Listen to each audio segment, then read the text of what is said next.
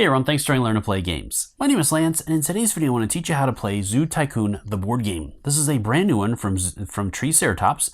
It is a 1 to 4 player game that takes roughly 2 to 3 hours to play, and is a competitive game where players are going to be competing with each other throughout the game to gain the most popularity points. And they're going to do this by building the best zoo, and at the end of the game, whoever has the most points will be the winner.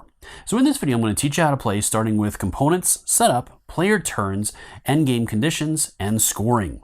And as always, if you find my videos helpful, if you like what I do, please consider that like button and subscribe to my channel. It's one of the easiest ways you can support channels like mine so we continue to grow, be able to produce this content. If you want to stay up to date on all my videos, also give that notification bell a ring, and that'll let you know whenever I drop new stuff. So let's go ahead and head to the table, and I'll teach you how to play. The first component I'll look at are the different cards that the players are going to be interacting with throughout the game. And there's going to be 3 main decks. The first one is the donor cards, and with this deck, this will be resolved during the autumn season, and is going to provide 1 or more players with an additional enclosure tile. You'll have 1 card for each of the different biomes, and then you'll have a number of animal welfare cards. And I'll cover these a little bit more, how to resolve them during that step. The second deck of cards that players are going to be interacting with throughout the game are the event deck cards. And this deck is going to be comprised of both good and bad cards that are going to be broken down into 2 different types. You're going to have breaking news cards, which are going to have a single effect that will be resolved immediately when drawn. For example, with this one, this is the Generous Legacy. The zoo with the lowest popularity is going to receive 1 enclosure tile. Other cards that are news cards are going to have an effect that is going to last for the entire round. For example, with this card, this is Bird Disease, and no admission of birds for 1 round. So no player will be able to admit birds into their zoo because of this card. And this card cannot be drawn during round 7, so some cards will have stipulations on that. The third and final deck of cards that players will be working with throughout the game are the main species decks, and each player is going to receive a deck of 22 animals. Each of the animal cards is going to list all the information about that animal. So let's go ahead and break down the card and explain how this works. So going down the side of the card are the different stats for the animal. First, you're going to have that animal's popularity, so when you add that animal to your zoo, how many popularity points it's worth. With some animals having a variety or different values based on the number of animals that is included. For the American black bear, if you have 1, you're going to get 3 points, and if you have 2, you're going to receive 4 points. Next is the education level. So when you add an education focal point to the enclosure, you're going to receive that number of education points. And then you're going to have, some animals will have the conservation symbol on there, gaining you conservation points for each focal point you add in there up to that value. Some animals are going to have restrictions as well, where you will not be able to add them until you meet those restrictions. In the middle of the card is going to be the name of that animal and the level. There's going to be levels 1, 2, and 3. Next, some animals are going to be part of national park cooperations. And with these, they're going to have a list of animals that if you get all of them, you're going to receive bonus points into the game based on if you're the first player or second player to achieve this. The next 4 symbols going down the side, the first one is the biome that that animal wants to be in with the enclosure, and the number of animals you can place on each tile in that biome. And again, we're going to have the montane, the rainforest, and savanna. Next is the running cost of that animal per tile that it takes up in the enclosure. So with the black bears, if you have 2 tiles, then their running cost is going to be 6. Then you have the behavior of the animal, with some animals having alpha behavior, meaning that you can only have 1 male in your enclosure and the rest must be female.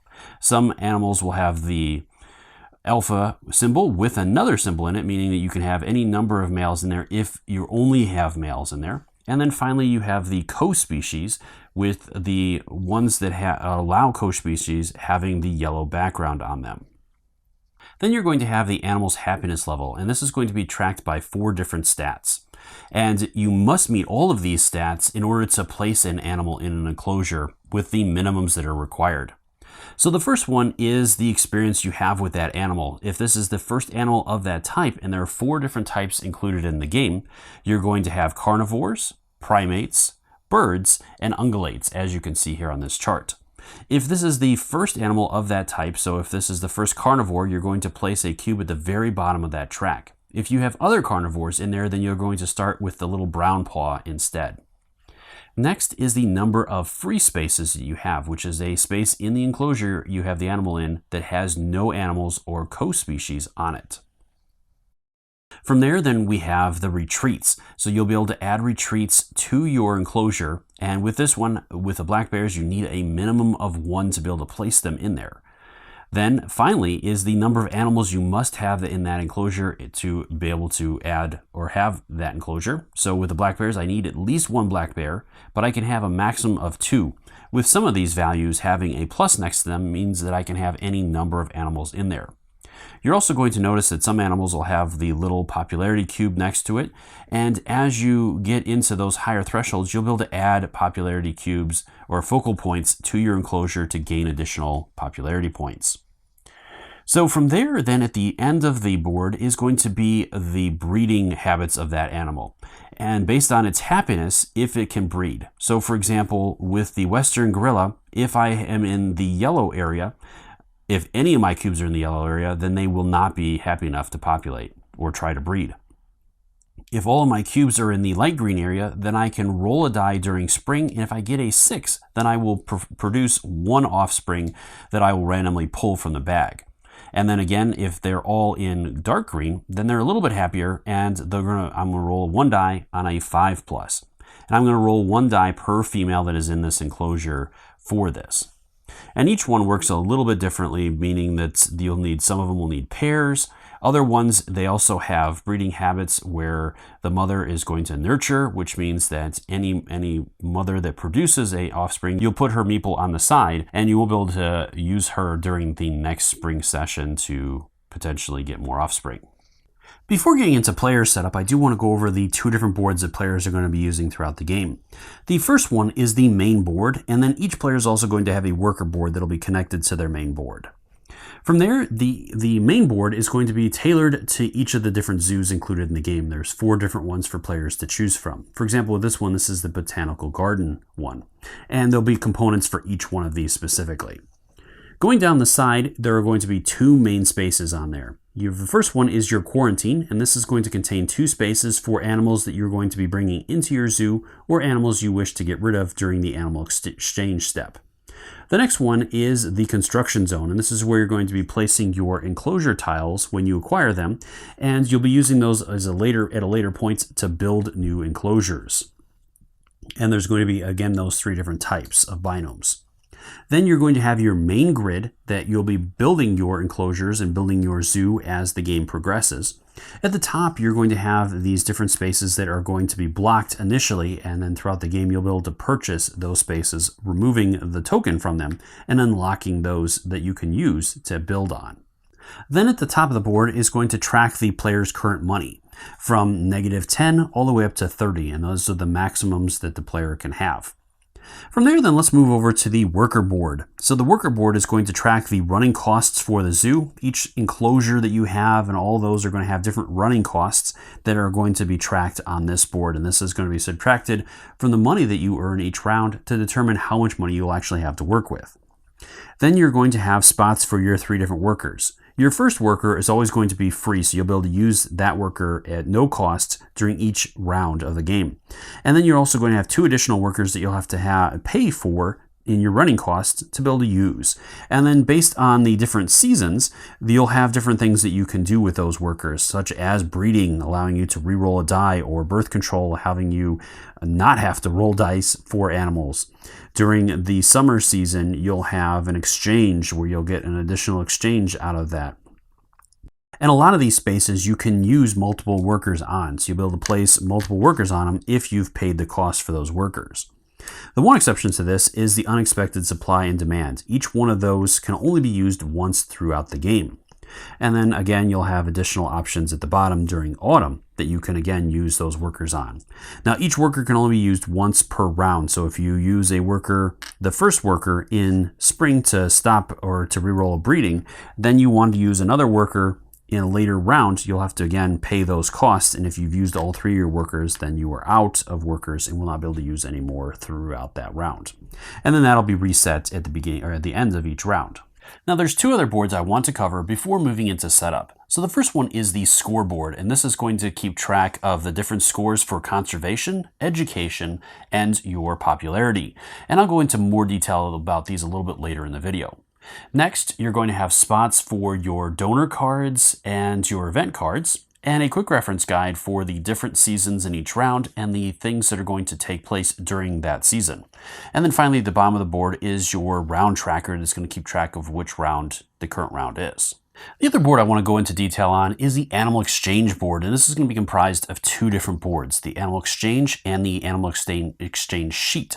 And during setup, you're going to be placing the board over the sheet in a certain section so that it reveals all the different values for the different animals throughout the game. And each round, this is going to slowly move, changing these values, and those are going to represent different demands for different animals that are going to be available, and the values for those. I'll go into more detail about that in just a second. For now, I want to talk about the Animal Exchange board and break this down. So first off, at the top of the board are all the different co-species that are available in the game and some of the different values for them. Next, you have your different levels of animals, levels 1, 2, and 3. And each one of these is going to give you all the different pieces of information about that animal again. Not quite as detailed as the animal cards, but a general overview of those animals, as well as a couple of spots that you can check off. When players use specific actions, for example with these, they can only be used once per game. And again, I'll go over that a little bit later as well, but you'll be placing a token in there to represent that you've used that. Same with the panda. The panda can only be taken by one player, so when that player takes the panda, they're going to place one of their cubes in there marking that that has been taken already. Finally, at the bottom of the board are the different organizations that players can work towards and the points that they're going to potentially be able to get at the end of the game if they have all the animals from that particular organization. And again, some other references for different scoring and whatnot, so players have that information available throughout the game. From here, I want to go into a little bit more detail about the Animal Exchange sheet. So on the sheet, it's going to have a different grid for each of the different animals out there. And during setup, you're going to be placing the Animal Exchange sheet over this grid. And then throughout the game, this is going to slowly move around, showing up new sets of numbers. So let's talk about what these numbers represent. And for this example, I'm going to be looking at the red and green macaw, which is going to be this grid here. So on the grid, you're going to have three different types of numbers. You're going to have red numbers. So in this example here, there is going to be a demand. So red numbers mean demand. And the first number is going to list the number of males it's looking for, and the second number is the number of females it's looking for.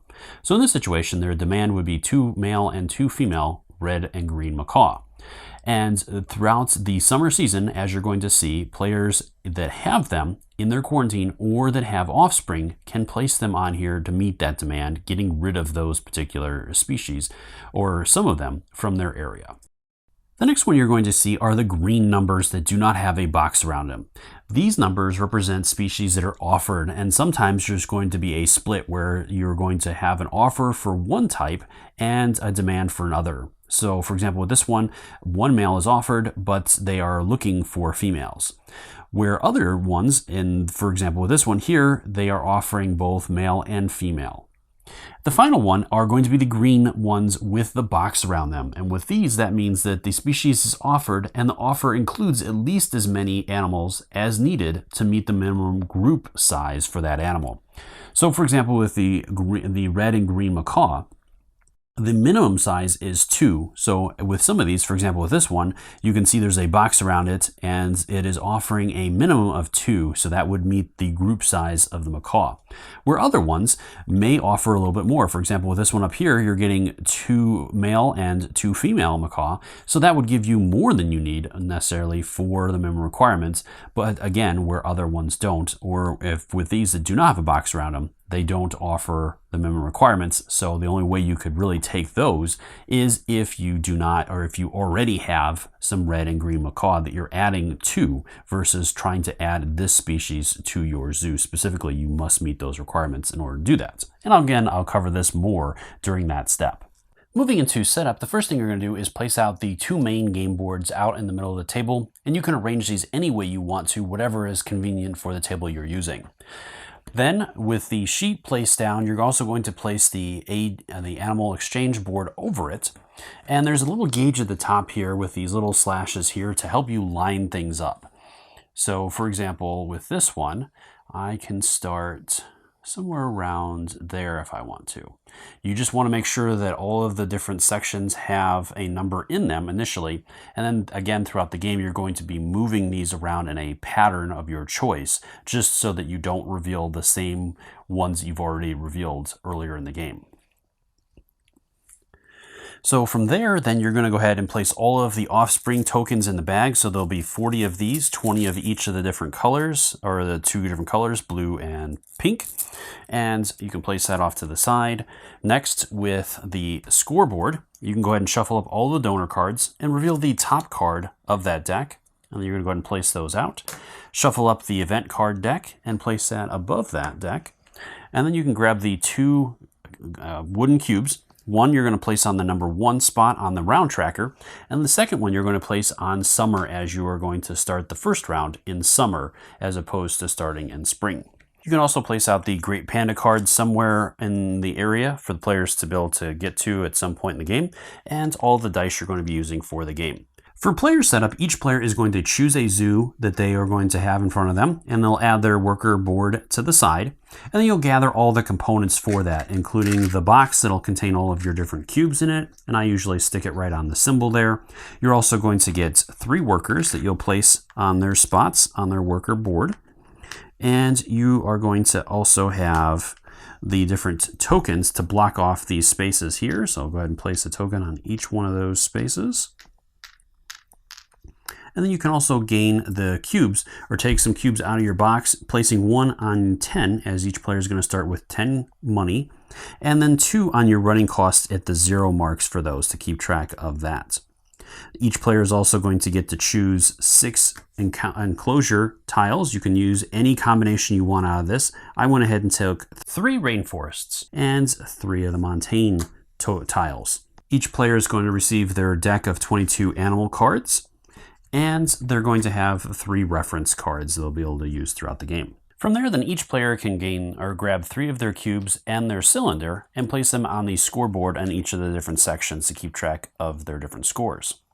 With the popularity track, you're also going to place the little cylinder below your score, and this is going to count as your buzz for that particular round. Then again, based on the board size, you can place out all of the different animal meeples and all the different tokens you're going to be using for the game.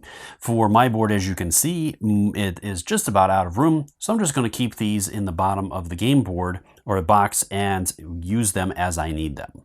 And then the final step is to decide the starting player. You can do this in any manner you want to. The game suggests the player that has seen the largest animal, or you can simply have the players roll a die to determine whoever is the first player, however you want to do it. For my game, I'm going to have the green player be the starting player, and from there, ready to move into the game. Zoo Tycoon, the board game, is played over 7 rounds, and each round is broken down into the 4 phases or 4 seasons in a year: spring, summer, autumn, and winter.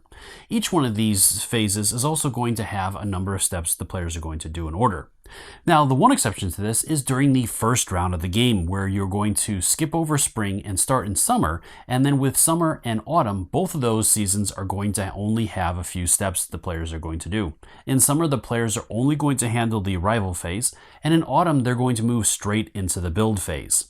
Now, in the video, I am going to be covering summer through winter and then going back into spring, and I will be covering all of the different steps in these seasons, so just keep that in mind as you watch that during the first round, you are only going to do the arrival in summer and only the build phase in autumn, and then from there you're going to conduct a winter phase as normal. Other than that, the one other important thing that I do want to point out is with the binome tiles. So in setup, I did tell you that you're going to be picking 6 tiles and you're going to choose which ones you want. But these tiles can count as any different of the 3 different binomes up until the point where you place them on your game board. So if during later rounds the tiles you have, you wish them to be, or you were needing them to be something else, you can change them to whatever you need them to be up until that point when you place them. So as you gain different species, if those are not the ones that you have tiles for, you can convert those tiles to the tiles you need. Once the players have completed the 7th round, they're going to move into a special scoring step where they're going to go through a number of different things, gaining points in their different categories. Once the players have done all of that, then each player is going to compare that player's popularity, and their conservation, and whichever one of those scores is lower will be that player's final points. And then from there, each player is going to compare their final points, and whoever has the most will be the winner of the game. Moving into the game, the first season I'm going to start with is summer, as in the first round, again, you're going to skip over spring. So summer is going to have 4 steps that are going to be done in order. The first step is to update your AE. In order to do this, you're simply going to slide it in one space over in a certain pattern. And as you can see here on the instruction manual, there's a number of different example patterns you can follow. Again, you can make up your own. It's just the only thing that you have to remember is that you can never have the same sequence come up. So you can't go 3 or 4 rounds and then come back to that same set of numbers you started with or had in a previous round. So just keep track of that. So I'm simply going to slide mine down 1 space. Again, making sure that all of the different animals or all the different species have a spot that is visible in them. From there, then you're moving into step 2, which is leaving. So during this step, you're going to start with the first player and proceed in a clockwise manner so that all players have a turn. And during a player's turn, they can choose to have an animal leave. Now, there's a couple of important notes with this. First, an animal has to either be in the quarantine zone, or you have to have offspring in order to take care of this. The other important thing is that there has to be a demand for this. So referencing on the board here, for example, with the orangutan, there is a demand of 1 male and 1 female. So if a player had those in their, again, the quarantine, or they had offspring discs that match that, they can place those in there, but the maximum they can place is 1 of the male and 1 of the female in there, and then at that point, then that demand has been met. Now, if a player has only, say, for example, 1 male, they can place that in there, and then there is still a demand for the 1 female. So if another player has that, then that player can play that in that section. Another important note with this is that no matter the number of animals in that species you are giving away up to those requirements, that is going to count as 1 trade. So if I placed, for example, again, 1 male in there of an offspring disc, that would count as 1 of my trades. And during this step, you only have 2 trades to work with. So again, and that's throughout the entire summer season, so both leaving and arrivals. So you can always choose to also to spend workers to gain additional trade actions, both for leaving or for arrival. So with that, again, going back in there, you can look through some of these, and there's all kinds of different animals that have a demand for them. Chimpanzees and red pandas and a number of other ones that are on there. So if players had those, again, in their quarantine, or they had the offspring discs, they could, again, choose those. And again, it's going to start with the first player to make that first leave action if that player wants to. Now, if the player obviously in the beginning of the game isn't going to have any of those options, then you're simply going to skip over that step and move on to the next one.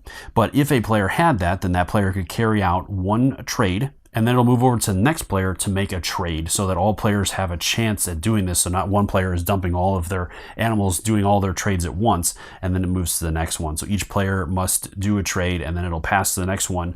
And then when it comes back around, then again, that player can choose to do another trade if they want to, or that player can choose to pass, at which point, once all players have passed, then that step will come to an end, and you'll move into the third step, which is arrivals.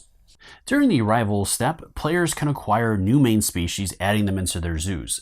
In order to do this, you're going to do a snake draft, which means that the first player will get to go, then it'll go to the next player and continue on until the last player is gone. At that point, then the last player will go, and it'll work its way back in the opposite direction to the first player.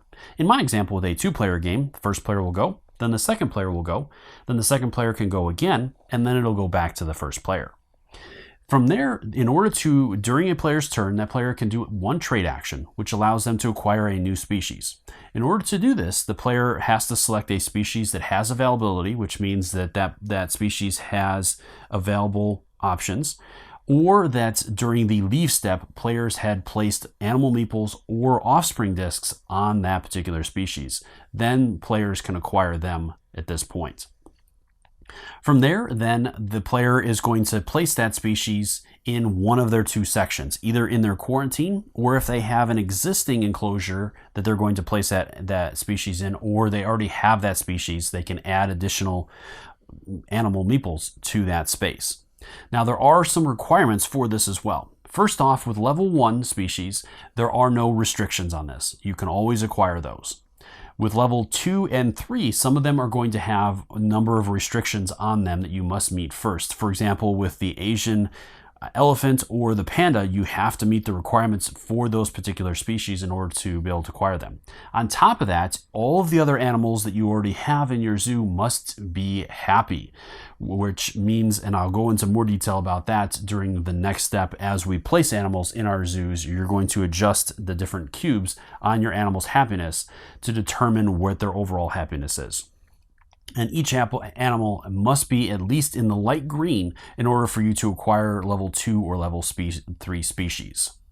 From there, also, you can always acquire new animals or animals from a species you already have. So if you already have a level 2, for example, the Western gorilla, if you already have Western gorillas in your park, it doesn't matter if the other animals in your park aren't quite as happy as they need to be to acquire them. As you already have them in your zoo, you can always add additional of that particular species that you already have. Another important note with this is during the very first round of the game, or during this particular round, you can acquire any species that you want, even level 3, even if they don't have, or they have restrictions that you normally could not get. Now, the one exception again to this is you cannot acquire the Asian elephant or the great panda in this particular one. If you choose a level 3 species to gain as your first trade action, then you're going to skip your second trade action. You will not be able to acquire another main species during this step, but you will get a conservation building that you'll have to build during the subsequent build phase. So let's go ahead and get into this and take a look at an example of this. So starting with my first player, I have a couple of different binomes that I'm looking to build. I have the mountain and the savanna. So I want to build, or I want to get animals that I'm going to be able to put into those.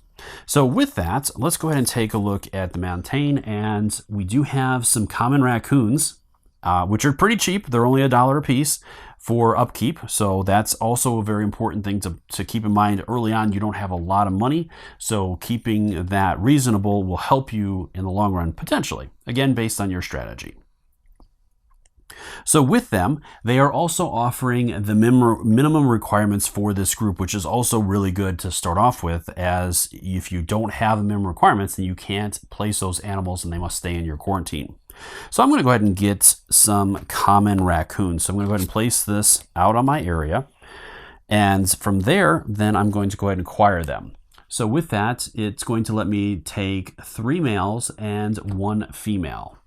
So I'll go ahead and acquire those. And the males are going to be the darker shade.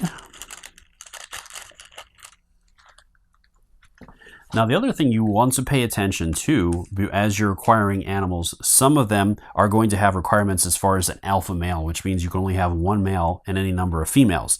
Now, the raccoons don't have that requirement, so I can have any mix that I want to, but you do want to keep that in mind, as you won't be able to add them to your enclosure if you have them, and they'll have to stay in your quarantine if you have too many of the males, in which case you'll have to get rid of them at a later point. So you can always take less than what they are offering, and other players can then choose to take anything that's left over. So with this, I had selected all of those, so they're going to go into one of my first quarantine slots. As I don't have an enclosure pre-built for them, they have to go into one of the quarantine slots. And then I'm also going to place a cube in there to mark that I have taken my trade action there. It's going to keep track of the number of trade actions that I've used, as well as letting other players know if they want to go there, they can check with me what I took out of there. If there was anything remaining, then that player could choose to take something or anything that was left. All right, so that was my trade action. So then it's going to go to the next player to do a trade action. So with that player has a lot of safari, or savanna, and a little bit of that. So I think that player is going to go ahead and start with, they're going to start with some zebras. So with the zebras, the offer is the minimum requirement. So it's 2 males and 2 females. Now the zebra does have the alpha male in there, so you can really only have 1 male, or you can have any number of males if there are no females. So with that player, they're going to go ahead and take the zebra. So I'm going to mark there, and they're going to take 1 male and 2 female zebras, as that's the minimum requirements is 3 animals.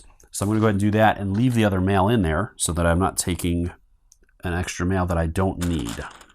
And that is my trade. So now it's going to again go to my second player to choose another animal if they want to add. So with the ostriches, there's a minimum requirement of 2 or 3. They do not have an alpha male. So I'm going to go ahead and take all 4 of them for that one. So I'm going to go ahead and add the marker there. I'll add them to my area, and then I'm going to go ahead and gather those up. All right, so at this point then, that was my second trade. So now it's going to kick back to the first player to go again if that player wants to. I'm going to go ahead and take the tigers. So it's going to give me 1 of each, and then I'll add those into my second quarantine zone as well. At this point then, once all players have done their trades, and again, you can use workers to take additional trades during this. Once all players have completed all their trades and passed at this point, then it'll move into the 4th step of the turn, which is cleaning the AE. In order to do that, you simply are going to remove any tokens that are on there and any animal meeples or offspring discs that are left on there, adding the offspring discs back to the bag and returning the animal meeples to their spots in the box. From here, we're ready to move into autumn. So the first step is to move the marker down into autumn, and then autumn is going to have 4 steps that are going to be done in order, with the first step being the enclosure tiles. So during this step, each player is going to receive 3 enclosure tiles of that player's choice. So moving over to my first player, I'm going to go ahead and, as I have a couple of different groups I'm working on right now, I want to gain 3 more of the montane tiles. And again, these can be in any selection you want to, so I could have taken a couple of different binomes if I wanted to. And I'll go ahead and add those to my build area. Now with the other player, that player is really working on Savannah. So that player is going to gain 3 more tiles in that. After that, then there's 2 more options or 2 more potential areas where players can gain additional enclosure tiles. So the first is the donor card. So the players are going to determine who meets the requirements of that. So this first one is animal welfare donor. With that, the players are going to see who has the best animal welfare. With this being the first round in the game, nobody has any animal welfare at this point, as all of our groups are in the quarantine, and only groups that are out in the zoo are actually going to count towards this. So if we had any groups out there, then they would determine that by the animal happiness, with the animal happiness in yellow counting as a -1. Animal happiness in the light green counting as 0, and animal happiness in dark green being +2. So at this point, it doesn't matter. Nobody is going to receive that. Otherwise, if there was one player that was highest on that, then that player would receive 1 tile of their choice. If there was a tie, then all the players that are tied would receive 1 tile of their choice in that. Next is going to be conservation. If there's a player that is highest in conservation, that player will receive a tile of their choice. And this has to be above the 2-point mark, as the first 2 or 3 spaces in there are the shaded spaces that do not count for this. Then if there were any other players that are in the same segment, as there are going to be different segments, as you can see here in the different colors denoted by the dark green, then the light green, then dark green. For example, if blue had 6 points in conservation and green had 4 points, then the green would also receive a tile in this, as they're in the same segment as the blue player. But again, in this situation, neither of our players have any conservation yet, so nobody is going to receive the extra tile for that. And so at this point, we're ready to move into the second step, which is replacing the donor card. So this card, the donor card, will be placed on the bottom of the donor stack, and the next card in that stack will be turned up so that all players know what is coming during the next round. And then we're moving into loans. So the third step in autumn is loans. So a player that has under 10 money can choose to take a loan. Each loan that player takes can get them up to 4 money, up to a maximum of 10. So if the player has 7 and they take a loan, they're only going to receive 10. They can't receive more than 10 for their loan. Each loan is also going to have you take a prohibition tile from the supply and add it to an open area on your zoo. If you do not have any open areas on your zoo, you cannot take any loans. The final step in Autumn is the build phase, and this phase can be done simultaneously by all the players. You don't have to wait for one player to do this before the next player can do this. And this is a complicated phase, so I'm going to break this down into 4 different parts: enclosures, the enclosure check sheet, the focal points, and buildings. And again, these can be done in any order that you want to as you make your way through this. So the first I want to talk about are enclosures. So going back to your main game board, you're going to be building enclosures on this at this point using the different binome tiles that you've acquired up until this point. You can do this in any way you want to, building them in different parts. You can start in one end and then build another one on a different end, or you can have them close together, however you want to do it. So for example, if I wanted to build a montane enclosure here, I just need to make sure these tiles are all together and touching each other. Diagonal tiles are not considered part of an enclosure. So if I do something like that, that would not be part of this enclosure. Another important note is that you want to leave a little bit of a separation between enclosures so that you know that there are different enclosures there. For example, here I have a rainforest enclosure next to a montane enclosure.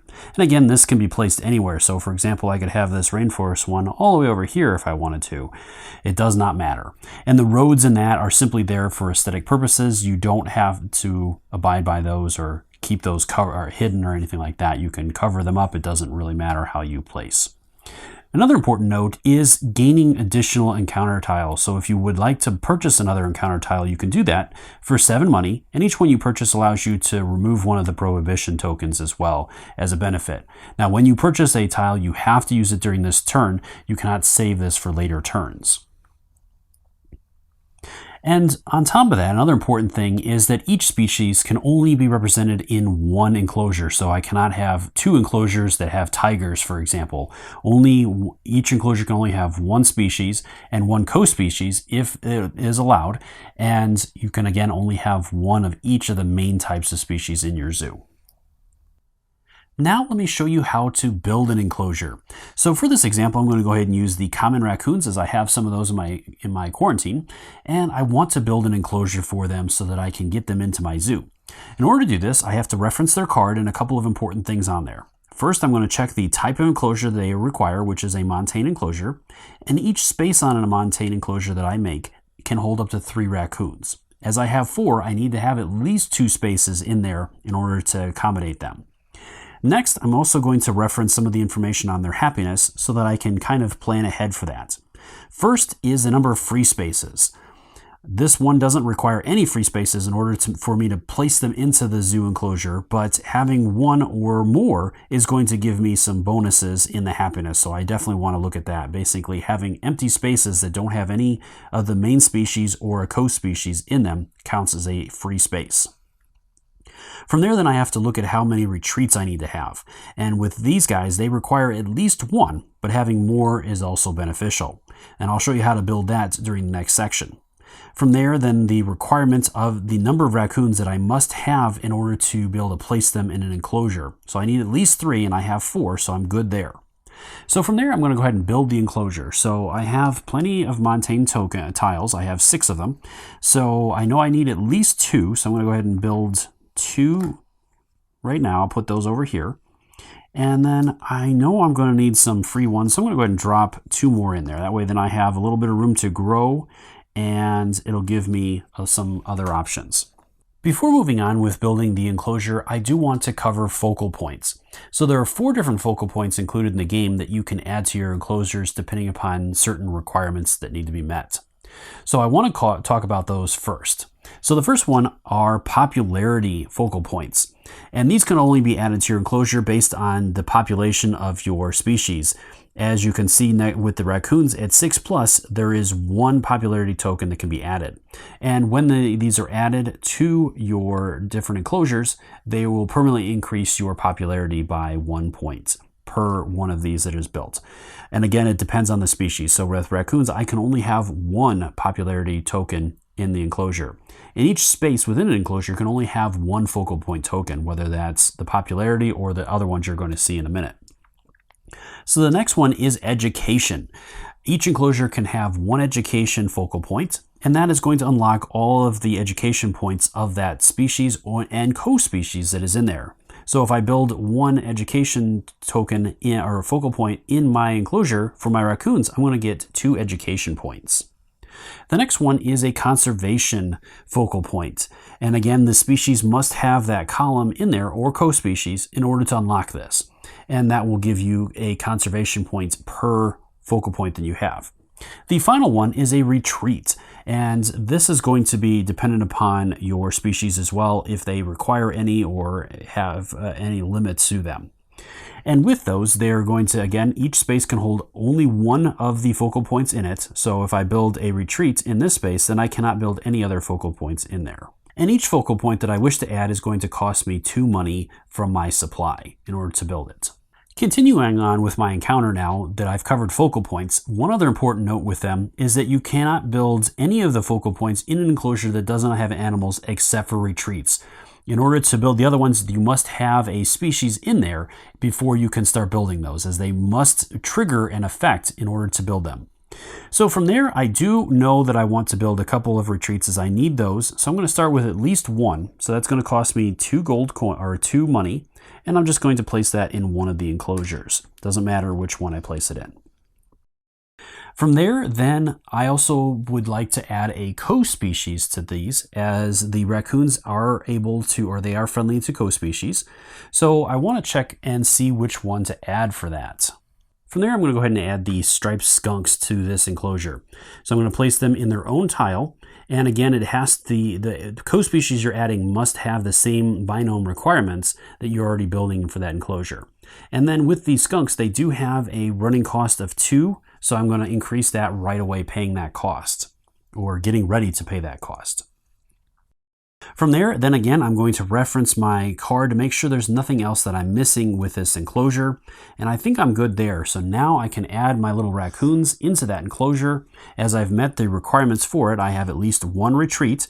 I have at least 3 raccoons I'm adding to it.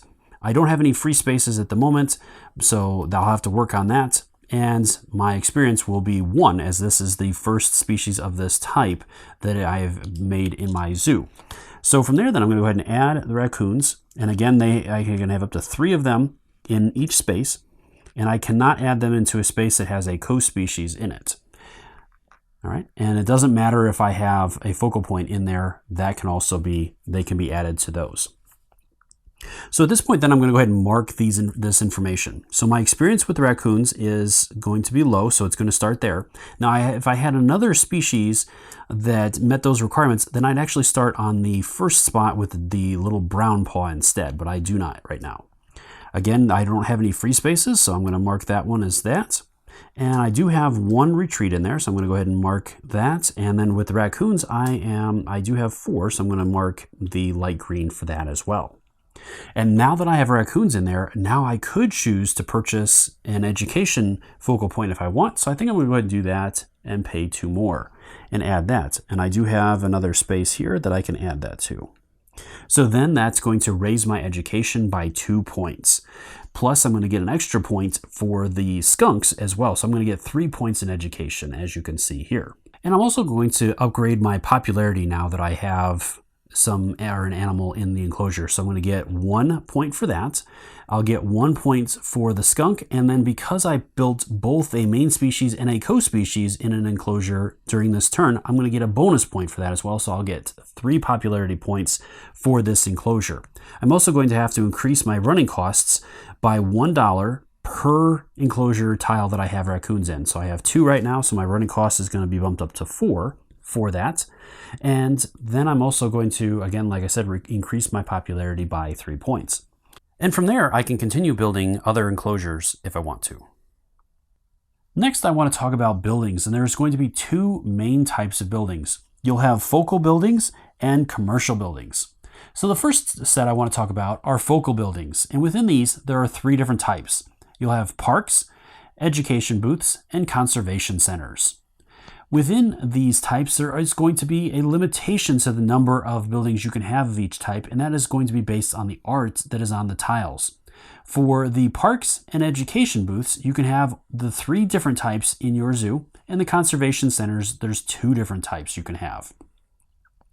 So then what are these used for? So let's start off with parks. So each park that you build, for each building that is next to a park, you can get a popularity point, so that each park can grant you up to 4 popularity points. You can build a park next to another park, but it will not grant you popularity points for that. So for example, if I had a park here, and then I built, let's say, this building here, this would get me 1 popularity point for my park. From there, next, let's go ahead and talk about the education booths. So these are going to grant you education points based on the different binomes that they're built next to.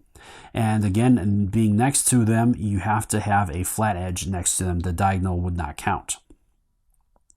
And each one of the education booths will list 2 different types of binomes that it can have up to 2 of next to it. So with this one, for example, I can have 2 savanna and 2 montane to get a total of 8 education points. So with this one, I might want to build this one next to this enclosure here, and then as I build out my savanna here, I might want to add another tile here. That way then it's adjacent to that, and that would get me 4 education points as I have a montane and a savanna next to this education booth.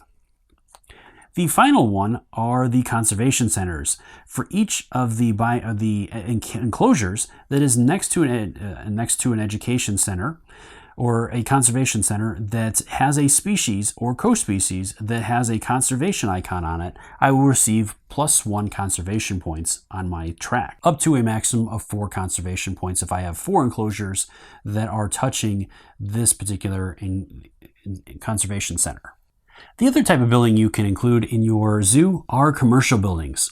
Now these can only be built once you have a popularity of 10 or more. Now it is popularity and not buzz that is going to be referenced for these. And these are going to be broken down into 2 different types of buildings. You're going to have the food shops, and there's 2 different food shops per binome. And then you'll have a zoo shop that you can purchase once you have both of the food shops of that binome type. With these, they are each going to reduce the running costs of your zoo by that value. So each one of the food shops will reduce it by 3, and then finally the zoo shop will reduce it by 5.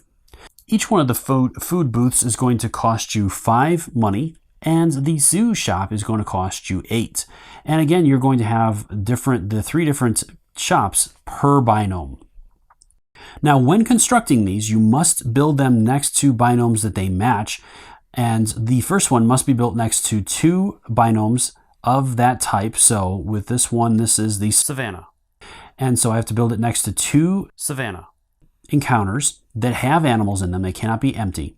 If I wish to build another one, it must be adjacent to, or it can be adjacent to one of the binome or one of the enclosures I already have and a new one. So I must have at least 3 enclosures that are connected in order to build the second one. And then finally with the third one, it can be connected to 2 of those other, the 2 of the other savanna ones I already have, or a new one in order to build this one.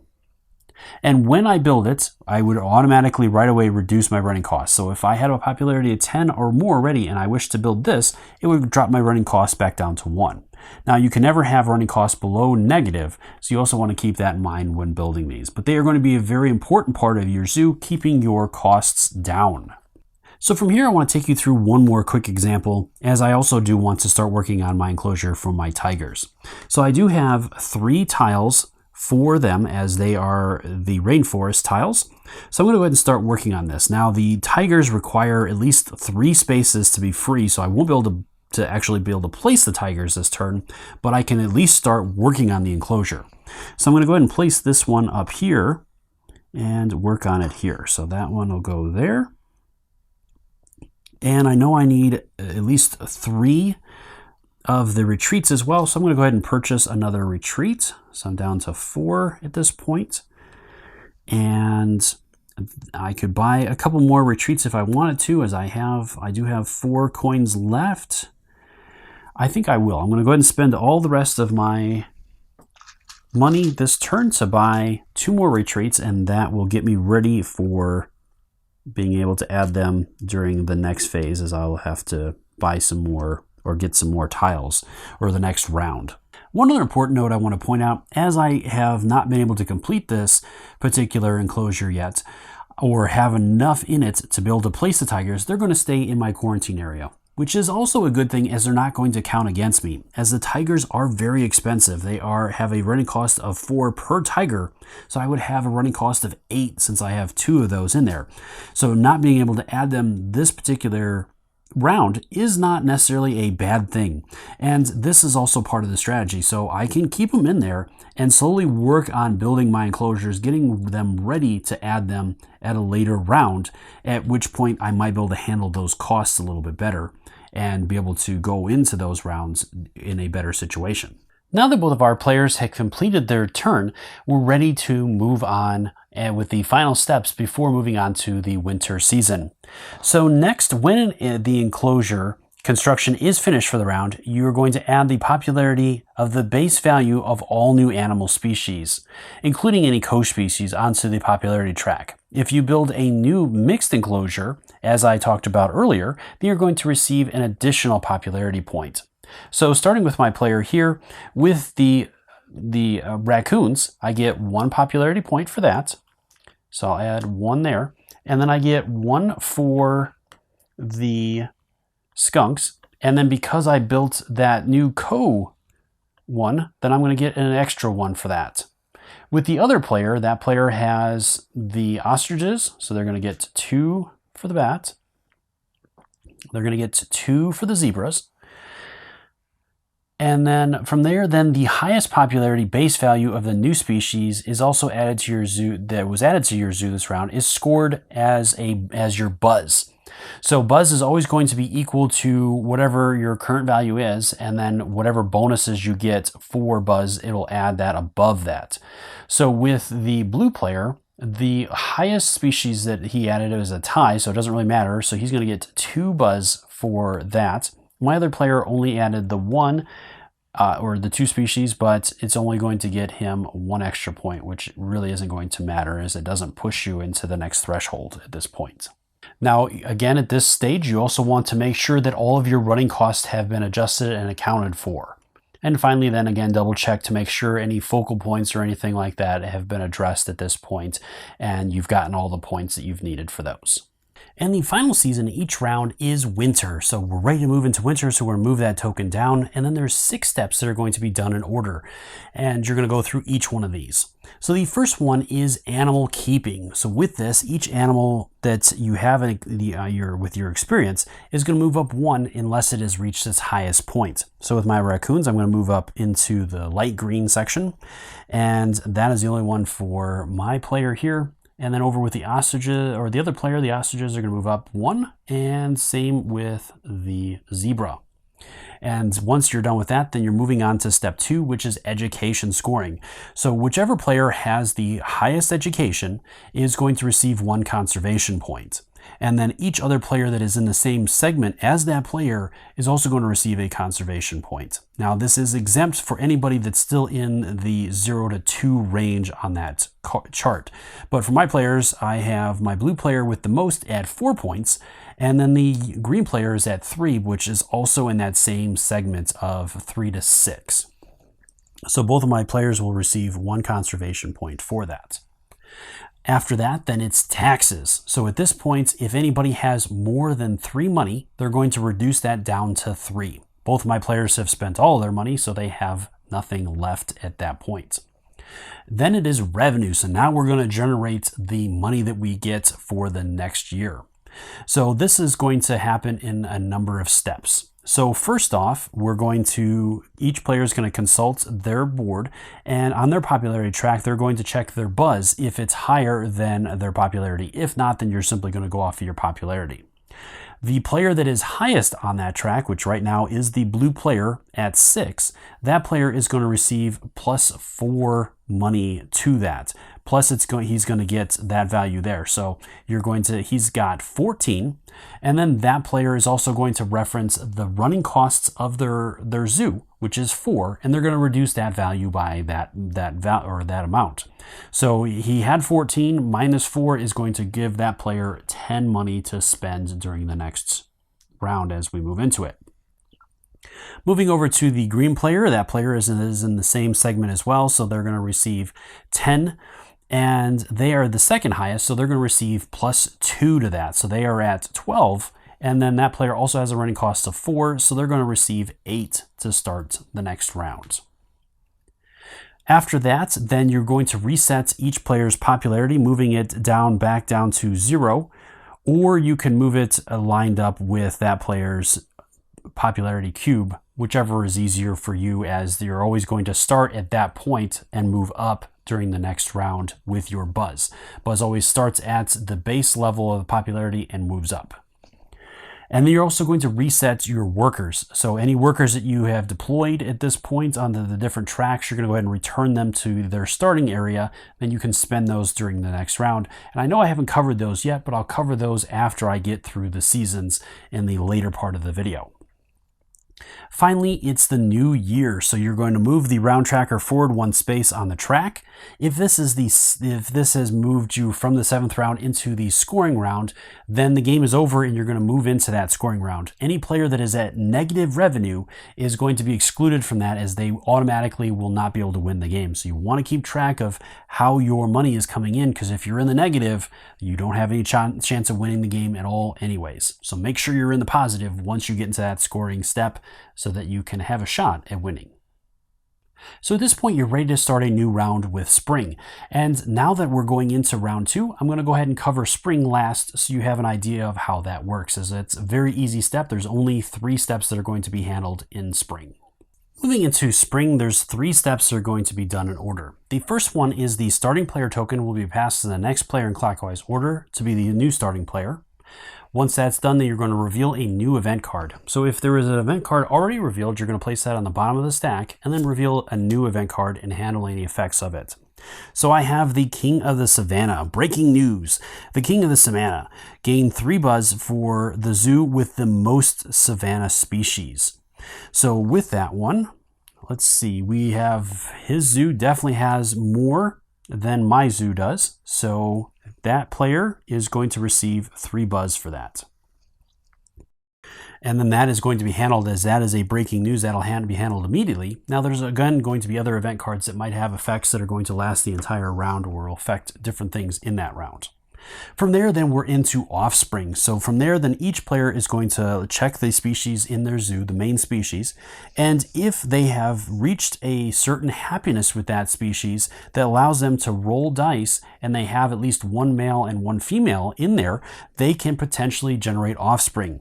So looking at my common raccoons, their happiness is mainly the light green, but I do have that 1 cube in the low part of the free space, so I'm going to consult that chart, and it does still give me offspring, and I do have 3 males and 1 female in there, so I get to roll 1 die per female. So I'm going to get to roll 1 die, and I need a 6 to be able to produce offspring, and I got a 5, so no luck there.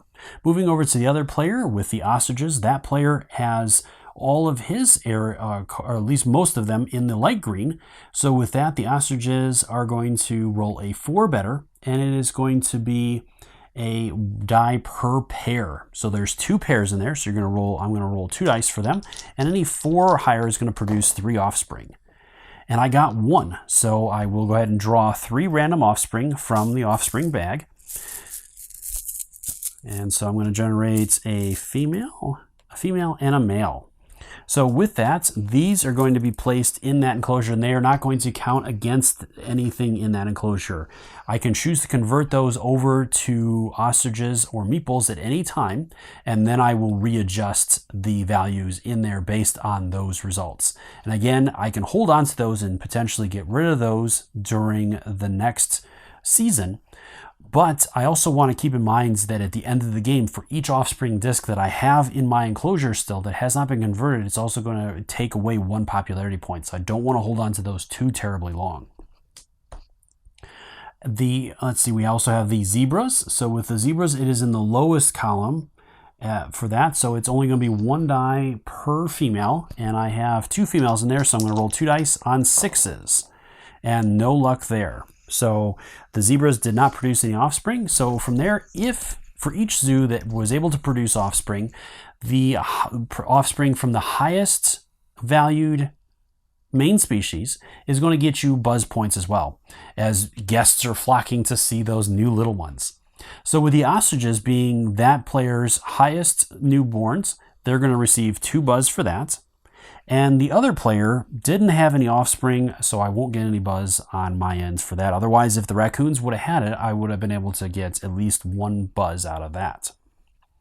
And that is it for the spring season. So at this point, I'm going to cover a couple more things, and then I'll move into the scoring step. Players are also going to have access to staff throughout each one of the rounds. You're always going to have 1 staff that is free, and then the other 2 will cost you 3 additional points to your running costs for that round. And you'll be able to use staff throughout the round, including during spring, summer, and autumn seasons. And during each season, the staff can carry out different actions, and you can use staff in different seasons. So I could use 1 staff in the breeding during spring, and then I could choose to use another staff for an exchange, and I could even use one during autumn if I wanted to, or I could use another one to gain another exchange, so I can have a couple of trades with these staff. Depends on how I need them. Now, you're also going to have 1 section during summer with the unexpected supply and unexpected demand. With that, each one of those can only be used once, and when you use it, you're going to mark it on the AE board by placing your cube in that section, marking that you've used that, and you won't be able to use it again for the rest of the game. And then finally, in autumn, you have a few different options, as well as just simply using a staff to gain a resource that is permanent, such as 1 conservation point, or 2 education points, or 1 popularity point. And then you can only use 1 staff in this. So I could not use 1 to gain a conservation point and 1 to gain a popularity point. I can only use 1 to choose one of those different options for that. And then again, at winter, you're going to replace these staff back on top, and you'll be able to use them again during the next round. With the Worldwide Conservation Breeding Program, during players' turns, when they breed, they're going to gain points for level 1 and level 2 species. Now, this is only going to happen the first time each of the species they have in their zoo for level 1 and 2 get a successful offspring. In that situation, for a level 1 species, they're going to place their cube on the 1 spot, and then they're going to gain 1 additional point each time a level 1 species breeds for the first time. And for level 2 species, they're going to gain 2 points each time a level 2 species breeds for the first time. So again, with the ostriches, the first time they breed, I would gain 1 point, and then every time after that, I'm not going to gain any more points for the ostriches. But if I had another one, such as the zebras, if they breed, then I would gain another point. And at the end of the game, the player that has the highest value in this is going to receive 8 points. And the player that has the second highest is going to receive 4. Next, I want to talk about reintroductions. So this is a special feature with level 3 species. And at the bottom of their track are going to be spots that players can place their cubes to do a reintroduction. Each time during spring, when players roll for generating offspring, if they roll offspring, then they can choose to place those offspring in here, simply placing their chips or tokens in here to represent that. So for example, if the green player had rolled a pair of offspring for the golden lion, that player could choose to convert those into a reintroduction, placing those down here. And then let's say later on during that same turn, the blue player was able to do that as well. Now, once all of those spaces are filled up, then you can do a reintroduction where you're going to move one of those cubes, it doesn't matter which one, into the top slot that has not been covered yet. And then each player is going to receive a number of points divided up among those. So with this being the 4 slots, each one of those slots is worth 1 point. And so each of the players would receive 2 conservation points, and then that spot has been locked. Now, you can only do 1 reintroduction per round. So the players, if they had more offspring, could not place more in there during this particular round to trigger another one. And then once all of these spots are filled up, then you cannot do any more reintroductions and place more cubes in there. And the final thing I need to cover is endgame scoring. And there's only a few steps in this that are going to be done in order to determine the winner of the game. So the first thing is that each player is going to count up the number of offspring discs that are still in their enclosures. And then each player will subtract that from that player's popularity. Once that's done, then you're going to move into 3 additional steps. The first one is your natural park cooperations. So at the bottom of the AE board is going to be each one of the different cooperations, and you're going to go through those from left to right, and each player that has a token in there for completing that will gain the conservation points at this point for that. For example, with my player here, I've got a couple of different ones already for the Banff one. And so if I just get 2 more, then I will complete that, and I would receive 5 points in my conservation track during this step. Once you've made it through all that, then you're on to the breeding track. And the player that has the highest number in this track is going to receive 8 points. Second place is going to receive 4 points. And in order to get points, or in order to move up on this track, each time a level 1 or 2 breed, level 1 or 2 species breeds, you're going to mark that on the track. So for example, with the blue player, since that player had the ostriches successfully breed, that player would actually have 1 point in this category at this point with that one during that step. And again, that's going to go up by 1 point for every level 1 species and 2 points for every level 2 species. Once you have gone through that, then you're over to animal welfare, which again, each player is going to determine the points that they have in animal welfare. In order to check a species happiness, you're simply going to look at the 4 different tracks and determine which value is the lowest across those tracks. For example, with the common raccoons, their happiness right now is at yellow level, as you have the 1 cube in yellow, even though the rest of the cubes are in green and dark green. If you have any yellows, then there are going to be -1 for that. The light green are 0, and the dark green are 2 points. And again, you're going to determine whichever player has the most. The first place is going to get 5, second place will get 3. And if anybody's at -1 or lower, they're going to actually receive -2 for this. So you got to keep those animals happy, otherwise you're going to take some penalties as well. Once you've gone through all of that, then you're ready to move into the next step, where each player is going to spend any money that that player has. Now, there are a couple important notes with this. First off, you will not be able to use any of your staff for this. You also cannot bring in any new animals, including co-species, into this. So you're simply going to be buying buildings, getting focal points, buying new tiles to place, and those kind of things, and gaining the points for those. And again, you're going to adjust your tracks immediately once you have handled all that. From there, then each player is going to compare their values on their conservation and their popularity track. Whichever one of those is lower is that player's score, and the player that has the highest score is going to be the winner. If multiple players tie, then there will be multiple winners in the game. Well, I hope you found the video helpful in learning how to play Zoo Tycoon. If you have any questions or comments, please post those in the comment section below, and I'll do my best to answer them.